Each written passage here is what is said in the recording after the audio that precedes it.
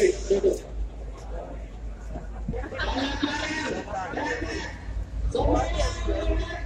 Dan punya kembali kepada masing-masing. Pengambilan panas hari aliran ketiga Rumah Sakit Wahidin pentosan pasiennya Nyonya Nurmala ambulan ke-9 Jawa Amali Venezuela pasiennya ada